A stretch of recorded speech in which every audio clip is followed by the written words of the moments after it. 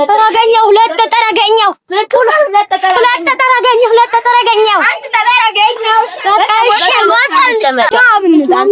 በስመ አብ በስመ ወልድ በስመ መንፈስ ቅዱስ በአንድ አምላክ ስም አሜን።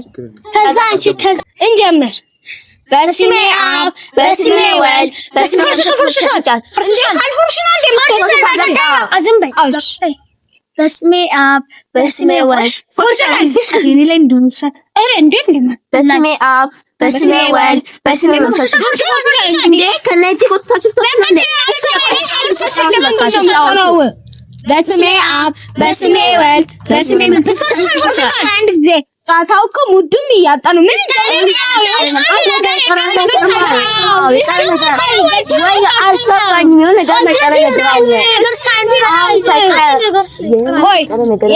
ነገር አለ? አዎ ምን ምንድን ነው?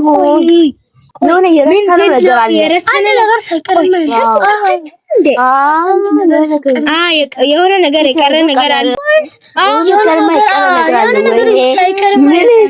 ምንድን ነው የቀረብን ነገር?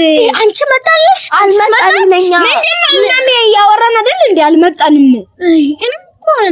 የረሳነው ነገር አለ። ምን አጠፋ? በሰላም ነው ግን አለው እንጂ እንዴት ነሽ አንቺ? አናጠፋል። ቆይ ባለፈው አስተማሪያችን የቃል ክፍል ግድስ ያጠናና? ኧረ በደንብ እያጠናሁ ነኝ። አታሸኝ ያጠናና? ኧረ እውነቴን ነው የምለው።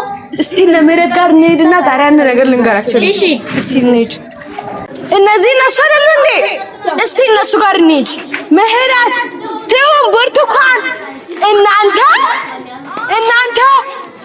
አጣርነን የምትጫወቱት ታዲያ ምን እንጫወት? የኢትዮጵያ ቃለ ሕይወት ቤተክርስቲያን የካቲት 29 ስድስተኛ ወር የልጆች በዓል ያለውን ረሳችሁ እንዴ? ይቅርታ፣ የካቲት 29 2018 አጋማሽ የልጆች በዓል ደረሰ። ይገርማል። ስለዚህ ካስታወሳችሁ አንቺስ ቢሆን መጽሐፍ ቅዱስን፣ አንቺስ ቢሆን የቃል ክፍሉን፣ አንቺስ ቢሆን መዝሙሩን ብናጠና አይሻልም? ይሻላል። ስለዚህ አንተ ጸልይ። በሰማያት የምትኖር ቅዱስ አባታችን ሆይ ስምህ ይቀደስ፣ መንግስትህ ትምጣ፣ ፍቃድህ በሰማይ እንደሆነች እንዲሁም በምድር ትሁን። የዕለት እንጀራችንን ስጠን ዛሬ፣ በደላችንን ይቅር በለን ከክፉ ሁሉ አድነን እንጂ መንግስት አንተ ናትና ኃይል፣ ምስጋና፣ ክብር ለዘላለም አሜን። አሜን።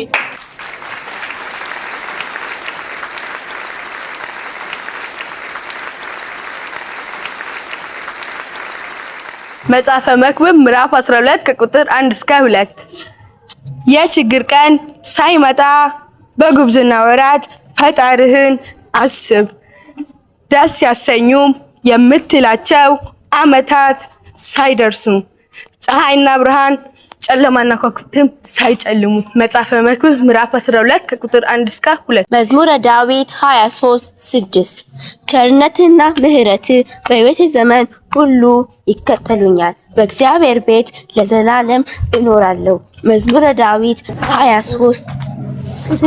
ምሳሌ 28:3 ሕግን የሚጠብቅ አስተዋይ ልጅ ነው፣ ምናምንቴዎችን የሚከተል ግን አባቱን ያሳፍራል። ምሳሌ 28:3። ማቴዎስ 18:3 እንዲህ አለ፣ እውነት እላችኋለሁ ካልተመለሳችሁ እንደ ሕፃናትም ካልሆናችሁ ወደ መንግሥተ ሰማያት ከቶም አትገቡ።